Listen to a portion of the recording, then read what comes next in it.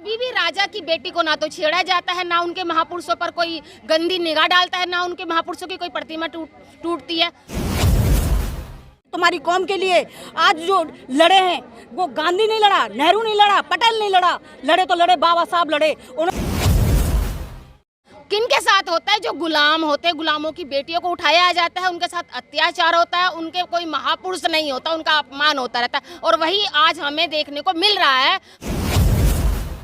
SC/ST के लिए जो करा तो करा, सबसे पहले उन्होंने OBC के बारे में सोचा उन्होंने, क्योंकि हम सब जानते हैं आर्टिकल 340 41 और 42 से पहले आता है। 41 में SC के लिए आरक्षण की बात की और 42 में ST के लिए, और सबसे पहले बात रखी उन्होंने OBC समाज के लिए। तो महिलाओं को जो मनुस्मृति के अनुसार जो उनको गुलाम बनाने की जो अस्त्र शस्त्र उनके घर में भर दिए हैं 33 करोड़, उनको बाहर का रास्ता दिखा देना चाहिए। उनकी औकात तभी दिखाई दी जाएगी। आज़ाद देश में आज़ादी का झंडा भी नहीं लहराने दिया। और भी बात करने की कोशिश करते तो कलकाबाद में जो वारदात हुई थी झंडे लहराने पे, एक स्वतंत्रता दिवस मनाने पे, मेरे साथ दिल्ली से पूनम जी और रजनी बौद्ध जी भी आई हैं। मैं उनसे भी जानना चाहूँगा। कल मेरा एक सवाल चल रहा था, मैं लोगों से बातचीत कर रहा था और मैं ये पूछ रहा था, आज़ादी हमें मिली पर आज़ादी हमें अंग्रेज़ों से मिली थी, क्या इस देश के लोग आज़ाद हैं? और आज वही देखने को मिला, यानी कि जब मैं वो सवाल कर रहा था उसी दौरान तो कलकाबाद में एक सीन ये होता है कि आज़ादी का जश्न मनाया जाता है। SC समाज जश्न मनाना चाह रहा था पर गुजरों ने उनको वो मनाने नहीं दिया और पीछे आप देख रहे हैं महिलाओं के चोटें आ रही हैं। क्या कहना चाहेंगे कि हमारी आज़ादी जो है वो हम आज़ाद हैं इस भारत में? वो तो कल की घटना देखकर आपको पता ही चल गया है कि हम किस तरीके के आज़ाद हैं। हमें आज़ादी का जश्न मनाने का भी हक नहीं है, क्योंकि अगर हमारे लोग आज़ादी का जश्न मनाते हैं तो उनको बदले में सिर फोड़ा जाता है, उनका मार पिटाई की जाती है कि आप हमारे गुलाम हैं, आप जश्न नहीं मना सकते। ये साबित करना चाहते हैं वो लोग। पर बाबा साहब ने हमें आज़ाद तो कर दिया, लेकिन इन मनुवादियों के खलबली मची है कि अगर ये आज़ाद हो गए तो हमें गुलाम कहाँ से मिलेंगे। ये बराबरी में हमारी आ गए तो हमें गुलाम नहीं मिलेंगे। तो ये हमारे लोगों पर अत्याचार करके, देखो जैसे कल अभी महिलाओं के ऊपर भी हमला किया गया, भद्दी भद्दी गालियाँ भी दी गई, तो कहीं ना कहीं ये हमारे लोगों को दबाने का काम कर रहे हैं। और जैसे कि बड़े बड़े जैसे 15 अगस्त है, 26 जनवरी है, ऐसे ऐसे जो हमारे देश के त्योहार हैं जो पूरा भारत मनाता है मिलकर, आज़ादी का जश्न, और 26 जनवरी जिस दिन संविधान हमारा कानून लागू हुआ, ऐसे से जब खुशियाँ मनाता है तो उनको रोकने का काम करते हैं, बोलते हैं कि हम आज़ाद हैं, आप नहीं हो, आप तो हमारे गुलाम ही। यानी कि जो पिछले कई हज़ारों सालों से गुलामी थी वो आज भी इस देश में बरकरार है, सिर्फ आज़ाद हम अंग्रेज़ों से हुए थे। बिल्कुल, ये तो 2-4 आपने अभी दिल्ली में कांड कई हो चुके हैं। अभी महीने में ही बच्चों के साथ रेप भी हुआ है, बाबा साहब की मूर्ति भी टूटी है और कल भी टूट सकती थी अगर हमारे यहाँ के जो बहुजन साथी हैं अगर वो उनसे भिड़ते नहीं हैं, उनको रोकने का काम नहीं करते, तो यहाँ भी बाबा साहब की मूर्ति टूट सकती थी। तो उन्होंने बहुत हिम्मत से काम लिया, महिलाओं ने भी और पुरुषों ने भी, उसका मैं बहुत बहुत धन्यवाद करती हूँ। यहाँ के जो हमारे बहुजन लोग हैं उन्होंने उनसे पूरा मुकाबला किया, लेकिन वो कुछ ज़्यादा संख्या में थे और शायद हथियारों से लैस थे और उन्होंने पूरी लोगों पर हमला किया। सर भी आपने देख रहे हैं कि हमारी महिलाओं के भी सर्वर फूटे हुए हैं। तो कहीं ना कहीं देखिए बाबा साहब तो ये देखिए उनको बढ़ाने का काम जो है वो हम लोगों ने ही किया है। मैं इस गलती को स्वीकार करती हूँ, क्योंकि बाबा साहब ने तो हमें राजा बनने का एक शस्त्र देकर गए थे, लेकिन उसका हम लोगों ने गलत ही उपयोग कर लिया। जिन लोगों से हमें बाबा साहब ने आज़ादी दिलाई थी, सच में अंग्रेजों से नहीं, हमें मनुवादियों से आज़ादी मिली थी, क्योंकि हम उनके गुलाम थे, गुलामों के भी गुलाम थे। उस शस्त्र का अगर ये लोग सही प्रयोग कर लें और अपना ही राजा बना लें तो कभी भी राजा की बेटी को ना तो छेड़ा जाता है, ना उनके महापुरुषों पर कोई गंदी निगाह डालता है, ना उनके महापुरुषों की कोई प्रतिमा टूटती है। किन के साथ होता है? जो गुलाम होते हैं, गुलामों की बेटियों को उठाया जाता है, उनके साथ अत्याचार होता है, उनके कोई महापुरुष नहीं होता, उनका अपमान होता रहता है। और वही आज हमें देखने को मिल रहा है। अगर आज काश के हमारे लोग उस वोट की ताकत को समझ जाते तो आज हमारे लोगों के साथ ये अत्याचार नहीं होता। बिल्कुल अत्याचार नहीं होता। मेरे साथ एडवोकेट रजनी बौद्ध जी भी हैं। मैं मैम आपसे भी जानना चाहूँगा कि संविधान में लिखा हुआ है कि मानव मानव एक समान है और इक्वालिटी की बात की है और महिला पुरुष की भी इक्वालिटी की बात की है, पर यहाँ पर अगर हम त्यौहार भी मना रहे हैं तो भी इक्वालिटी नहीं है, ऐसा क्यों? देखिए सर, जैसे कल की जो घटना इतनी मतलब निंदनीय घटना हुई, जिसके मतलब जितनी दुख व्यक्त किया जाए उतना कम है, क्योंकि हम सभी जानते हैं इस देश को आज़ाद हुए 75 साल हो चुके थे कल, और सभी लोग कहते हैं, जो केंद्र में बैठे हुए लोग कहते हैं कि हमारा देश आज़ाद हो गया है। मैं उनसे पूछना चाहती हूँ, देश आज़ाद कहाँ हुआ? अगर देश आज़ाद हो जाता तो आज हमारी माताएं बहनों की आज सर फूटे हुए होते। उन्हें शर्म आनी चाहिए थी, जिन लोगों ने ऐसी हरकत को अंजाम दिया उन्हें शर्म आनी चाहिए थी। जिस मसीहा के लिए अगर या सम्मान के लिए अगर वहाँ पर झंडा फहराने गए तो उसमें उनमें उनके पेट में दर्द क्यों हुआ? वो जो गुजर समाज से शायद वो लोग आते हैं, गुजर समाज आता है ओबीसी समाज में, शायद वो इस चीज़ को भूल चुका है कि ओबीसी समाज के लिए बाबा साहब ने जिद्दोजहद पूरा जीवन लगा दिया। उनको पूरा जो उनको मिलना चाहिए हक, उस हक के लिए उन्होंने अपने मंत्रिपरिषद से 1991 में इस्तीफा दे दिया। इन्हें शर्म आनी चाहिए, इस कौम को, ओबीसी कौम को इनको समझना चाहिए इस बात को कि तुम्हारी कौम के लिए आज जो लड़े हैं वो गांधी नहीं लड़ा, नेहरू नहीं लड़ा, पटेल नहीं लड़ा, लड़े तो लड़े बाबा साहब लड़े। उन्होंने आपके आरक्षण के लिए आपकी जो भागीदारी है उस भागीदारी को सुनिश्चित करने के लिए उन्होंने खुद मंत्रिमंडल से, जो कानून मंत्री थे हमारे, 1951 में आकर के उन्होंने इस्तीफा दिया, सिर्फ किस लिए कि आपको अच्छा हक मिले, आपको अच्छी पर्सनैलिटी बने, आपके बच्चों का हक मिले, आप अच्छे पदों पे पहुंचे। किसने किया? बाबा साहब ने। अरे उन्हें तो उनके पैर पूजने चाहिए थे, उनके पैर धोने चाहिए थे और इन लोगों के साथ मिलकर कंधे से कंधा मिलाकर के उस आयोजन को और भव्य बनाना चाहिए था। लेकिन उन्हें शर्म आनी चाहिए। उन्होंने इतना मतलब बहुत ही शर्मनाक हरकत की है कल कि उन्होंने बाबा साहब के ऊपर मतलब कीचड़ उछाला, उस शख्सियत के ऊपर कीचड़ उछाला जिसने हमें जीना सिखाया, जिसने आज हमें बोलना सिखाया, जिसने आज हमें जो गलत लोग होते हैं उनसे तर्क वितर्क करना सिखाया। ऐसे महापुरुषों के ऊपर आप कीचड़ उछालते हो? ऐसे लोगों को आप मतलब इस तरह मतलब बहुत ही घटिया दृष्टि से देखते हो। मैं तो ये कहना चाहती हूँ, ओबीसी समाज को ना समझना चाहिए और इतिहास को खंगोलो और पता लगाओ कौन से पंडित ने, कौन से नेहरू ने, कौन से पटेल ने तुम्हारे लिए आज तक कुछ करके दिया। अगर करके दिया है तो बाबा साहब ने करके दिया है, उनके पूजा करो, उनको उनके कामों को सराहो, तब जाकर के आपको आज़ादी का असली एहसास होगा। आज़ाद होना केवल ये नहीं कि अपने छोटे मोटे भाई बहनों के ऊपर लाठी अत्याचार कर दो, तुम सोच रहे हो हम आज़ाद हो गए। ये आज़ादी नहीं है, ये बेमनुष्यता है, लोगों के प्रति, एक दूसरे के प्रति नफरत फैलाने की बात है, जो कि तुम लोग आगे बढ़ा रहे हो, जबकि बढ़ाना नहीं चाहिए। अरे हमें तो एकजुट होकर के, पूरे देश में एकजुट होकर के काम करना है, सब समाज के लिए हम लोगों को मिलकर के सोचना है, सबके हितों के बारे में बात करनी है। और जिसके लिए बाबा साहब तो सबके लिए करके गए, SC ST OBC के लिए नहीं, SC ST के लिए जो करा तो करा, सबसे पहले उन्होंने OBC के बारे में सोचा उन्होंने, क्योंकि हम सब जानते हैं आर्टिकल 340 41 और 42 से पहले आता है।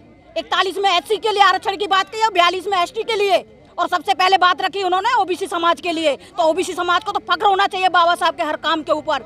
उन्होंने ऐसी कल जो घटिया करतूत की है उन्हें शर्म आनी चाहिए, उन्हें माफ़ी मांगनी चाहिए और पूरे समाज को आकर के वहाँ पर एक ऐसा आयोजन करना चाहिए कि समाज को, पूरे ओबीसी समाज को एक मैसेज देना चाहिए उन लोगों को। तो मैं तो यही कहूँगी कि ओबीसी समाज को समझने की ज़रूरत है और हमारे समाज के लोगों को एकजुट होकर के काम करने की ज़रूरत है। वो और बिल्कुल हमारे बाबा साहब की शिक्षा को हमारे समाज ने पढ़ाए तभी तो हमारी माता बहना कल पहुँची उनके सम्मान के लिए। इन्होंने पढ़ लिया, सीख लिया कि किस तरीके से हम अपने महापुरुषों का सम्मान करना है, तो उस काम के लिए वहाँ पहुँची। लेकिन यह है कि कुछ ऐसे मनुवादी और कुंठित मानसिकता वाले व्यक्ति हैं जो नहीं चाहते कि देश में, घर में, गांव में, गली में शांति बनी रहे, उस शांति को अशांति में बदल देना चाहते हैं। और मैं तो समझती हूँ शायद इसके लिए संकेत उनको मिलता होगा, संकेत मिलता होगा जो केंद्र में बैठी सरकार से संकेत मिलता होगा। नहीं ऐसा कौन है कि मतलब तुम दिन दहाड़े आओ, ये कोई किसी से गाली गलौज कर रहे थे क्या वहाँ पे, या किसी को मारपीट कर रहे थे? गए बड़े आराम से शांति प्रिय तरीके से अपना प्रोग्राम कर रहे थे, अरे आप भी उसमें शरीक हो जाते, क्या दिक्कत थी? पर लेकिन नहीं, हमें तो उपद्रव करना है क्योंकि आदेश जो आ गया हाईकमान का, उपद्रव करेंगे, इनको मारेंगे, इनके अंदर भय पैदा करेंगे। ये आप बहुत बात सोच लें, यहाँ भय पैदा होने वाला नहीं है। ये बाबा साहब के शिक्षक पढ़ने वाले लोग हैं, बाबा साहब की शिक्षा को पढ़ गए हैं और समझ भी गए, तो उस शिक्षा और दिशा निर्देश जो मार्ग हमको दिया है उस मार्ग पर चल करके हम ये दबने वाले तो लोग नहीं है। अपने सम्मान के लिए हम खड़े रहेंगे हमेशा और लड़ते रहेंगे। बिल्कुल दबने वाले नहीं है। पूनम जी आपसे एक चीज़ और पूछना चाहूँगा, हज़ारों सालों से मनुस्मृति चल रही थी, देश आज़ाद हो गया, संविधान लागू हो गया, संविधान में सबको बराबरी का हक मिल गया, क्या इस बात की टीस है कि हमारा मनुवाद जो है अभी भी फल फूल नहीं रहा और उसका धरातल में जा रहा है? देखिए मनुस्मृति के अनुसार मनुवाद तो फल फूल बहुत रहा था, लेकिन ये 4-5 सालों से जो अम्बेडकरवाद आया उसमें पहले पुरुष तो थे, जागरूक थे, लेकिन अब महिलाएं भी हो गई। आपने देखा होगा 3-4 सालों से महिलाएं बाबा साहब को ज़्यादा मानने लगी हैं, ज़्यादा सम्मान देने लगी, और जो इनके 33 करोड़ हैं उनको बाहर का रास्ता दिखाने लगी हैं। मंदिरों से उन्होंने छुटकारा पा लिया है, तो अब उनको कहीं ना कहीं ये महसूस हो रहा है कि अब हमारा जो अस्तित्व था, जो मनुवाद से जो हमारा अस्तित्व बना हुआ था, वो कहीं ना कहीं खत्म होता नजर आ रहा है। अब महिलाओं को क्या करना चाहिए? महिलाओं को जो मनुस्मृति के अनुसार जो उनको गुलाम बनाने की जो अस्त्र शस्त्र उनके घर में भर दिए हैं 33 करोड़, उनको बाहर का रास्ता दिखा देना चाहिए। उनकी औकात तभी दिखाई दी जाएगी। जो उनके घर में 33 करोड़, अगर उनको बाहर निकाल के रास्ता और अपने बाबा साहब और तथागत बुद्ध और अपने महापुरुषों को लगाना शुरू कर देंगे, उससे उनका उस दिन से ही उनका दमन होना शुरू हो जाएगा। क्या कहना चाहेंगे आप? देखिए सर, बात बिल्कुल सही है बहन जी की, कि जब ये लोग क्या है कि हम लोगों को ऐसी व्यवस्था में हमें बांध के रखा हुआ और उसका डर हमारे ऊपर इतना ज़्यादा भयंकर कर दिया कि हम लोग उसमें से निकल नहीं पा रहे। लेकिन आज हमें समझना पड़ेगा। पर महिलाएं तो जानती हैं, मानती हैं, पर फिर भी आडंबर में ही रहती हैं कि नहीं, अगर मैंने ये नहीं करा तो मेरी सास मारेगी, ये नहीं करा तो मेरी बीवी मारेगी, मेरी बहू मारेगी, मेरी बेटी मारेगी, मेरी नंद मारेगी। बिल्कुल सही कहा सर, वही तो मैं कह रही हूँ, डर का माहौल बैठाया हुआ है। हमें ये डर को हटाना पड़ेगा। डर कैसे हटेगा? अब देखो सीधी सी बात है, आज अगर हमारी माता बहनों के ऊपर चोट हुई तो हमने क्या किया? क्या मंदिर में घंटा बजाने गए? मंदिर में घंटा बजाने से FIR दर्ज हुई? नहीं हुई ना। किससे हुई? तो बाबा साहब ने जो हमको संविधान लिख दिया, संविधान के अकॉर्डिंग जो 154 के अकॉर्डिंग जो FIR दर्ज कराई जाती है, वो रास्ता हमको दिया। उस रास्ते के तहत आज हमारी FIR दर्ज हुई। तो वो किसी देवी देवताओं ने नहीं दी, वो हमारे महापुरुष यानी के बाबा साहब ने हमको दी है। तो उसकी हमें पूजा करनी चाहिए, उनको हमें अनुयायी बनना चाहिए। आप क्या कहना चाहेंगे इसमें? आपने अभी कहा कि सास मारेगी, नंद मारेगी, तो अच्छे काम के लिए अगर हमें पिटना पड़े तो वो भी अच्छा है। सास नंद से ही पिट ले, इन गैरों से तो ना पिटे, इन मनुवादियों से तो ना पिटे। हम उनको पूज रहे हैं, ये उनके पूर्वज हैं जो 33 करोड़ हमारे घरों में रखे हैं ना। कोई सूंड वाला है, कोई काली है, कोई पीली है, ये जो है ना, ये इनके पूर्वज है, ये देवी देवता नहीं है। देवी देवताओं को गाली दे रहे हैं, आपको पाप नहीं चढ़ेगा? देखिए तो पाप नहीं चढ़ेगा भाई, मैंने तो उनको कम से 6 साल पहले फेंक दिया था। आज तक तो पाप चढ़ा नहीं मुझे, बल्कि और अच्छा फल फूल रही हूँ मैं। जो पैसा मैं वहाँ लगाती थी वो मैं अपने घर में लगाती हूँ, खाती पीती हूँ, अपने बच्चों को पढ़ाई लिखाई कराती हूँ। भाई हम वो पैसा मंदिर में दे के आते होंगे कि मैं भी पूजा पाठ करती थी, और मेरे घर के बगल में एक नाला बहता था। जब बरसात आती थी, 4 महीने की जो बरसात आती है, तो उसमें मेरे घर में पानी भर जाता था। तो मैं अपने बच्चे नहीं देखती थी, बर्तन नहीं देखती थी, वो 33 करोड़ को उठा के देखती कि गंदा पानी इनको ना लग जाए। पर जब मैंने बाबा साहब अपने महापुरुषों को पढ़ा, उसके बाद पढ़ने के बाद मुझे ये समझ में आ गया कि भाई हमें जो दिया है वो हमारे बाबा साहब ने दिया है। संघर्ष जो किया, जो आपने 4-4 बच्चे कुर्बान किए, माता रमाबाई ने और सावित्रीबाई फूले ने जो संघर्ष किया हमारे लिए, वो उन्होंने किया। इन्होंने तो कभी कुछ किया ही नहीं। भाई उनके बारे में मैंने पढ़ा भी है, उन्होंने तो हमारे लिए कुछ किया ही नहीं, बल्कि हमसे लिया ही लिया है। हम कोई भी व्रत पूजा करते हैं तो किसी पंडित को बुलाते हैं तो उनको देना पड़ता है, मंदिर में जाते हैं वहाँ भी देना पड़ता है, मतलब देना ही देना है। हमें मिला तो कभी आता तो नजर आया ही नहीं। ये भी तो होता है, मैं पूजा पाठ करती हूँ और मैंने पूजा करी और ऊपर से नोटों की बारिश हो गई, ऐसा तो मैंने कभी देखा ही नहीं। तो मैंने सबसे पहला वही काम किया कि आप जाइए मेरे घर से। देखिए ऐसा है, मैं जहाँ रहती हूँ वहाँ जनरल कास्ट की सारी महिलाएं हैं और मैंने उनको सबको बुलाया। मेरा ही घर एक SC का है, वहाँ पे मैंने सबको इकट्ठा किया कि आप सब आओ और मैं दिखाती हूँ कि इनका इलाज क्या है। और जिस नाले का पानी मेरे घर में आता था मैं उसी में फेंक आई उनको उठा के, सारों को इकट्ठा करके। तो वो सारी की सारी कहने लगी कि भाई ऐसा तुमने सारे करते, ये तो गलत किया तुमने, अच्छा नहीं किया, अब तो बहुत बुरा हो जाएगा। मैं बोली सुनो, आप भी यही हो, हम भी यही हैं, मेरा बुरा होता हुआ आप देखना, मैं देखती हूँ कितना बुरा होने वाला है। अब महीना बीता, 2 महीना बीते, जो भी पैसा हमारा बचा, जब तो मेरा घर नीचा था और कच्चा था तो पानी भी भर जाता था, फिर मेरा उसके बाद में जो पैसा भी बचा और फिर मैंने 2 मंजिला मकान बनाया। पानी तो खैर एक बूंद भी नहीं आया उनको निकलने के बाद। और मैंने अपने बाबा साहब, अपने जितने महापुरुष है, सबको अपने घर में स्थान दिया और आज उन्हीं को देखकर मेरे बच्चे भी शिक्षित हो रहे हैं, अच्छी राह पे चल रहे हैं। और मैं तो आपको तो पता ही है, जब से मैं जागरूक हुई तो मैं और महिलाओं को भी जागरूक करती हूँ। लेकिन जब से हमने क्या नाम है अपने समाज के लोगों के बीच में जाना शुरू किया, उनसे जब सारी चीज़ें तर्क वितर्क उनकी जब सुनने लगे और समझ में जब हमें आ गया कि ये सारी चीज़ें तो एक दिखावा है, ढोंग है, और इस चीज़ से आप जितने मतलब अपने दिमाग से ये असर निकाल दो कि इससे कुछ नहीं होने वाला, जो कुछ होगा आप करोगे तो काम होगा। यानी कि हम कमा के लाएंगे तो घर में पैसा आएगा, घंटी बजाने से पैसा नहीं आने वाला। कोरोना में भी कोई भगवान काम नहीं आया, सारे मंदिर बंद हो गए, सारे पटाख बंद हो गए, सब बंद हो गया। बिल्कुल बिल्कुल, वो बात बिल्कुल सही है। कोरोना में अगर देखो कुछ करना होता तो वो खुद मास्क लगा के नहीं बैठते, उन्हें खुद को भी डर हो रहा था शायद, इसीलिए। बिल्कुल, मैं आपसे ये कहना चाहूँगा दोस्तों की आडंबरों से दूर हटो, एकजुट हो जाओ, और ताकत जो है वो एकजुटता में होती है। बचपन में कहानियाँ सुना करते थे कि एक एक लकड़ी एक देते थे और वो तोड़ते थे तो टूट जाया करती थी, और 4-4 5-5 लकड़ी एक साथ दी तो वो टूटी नहीं। यानी कि एकता में ही बल है। मैं इन सभी महिलाओं से भी कहना चाहूँगा और इनको दाद भी देना चाहूँगा कि आपने अपने देश का त्यौहार जो मनाया वो बहुत अच्छे तरीके से मनाने की कोशिश की, पर दूषित मानसिकता वालों ने आपको त्यौहार मनाने नहीं दिया।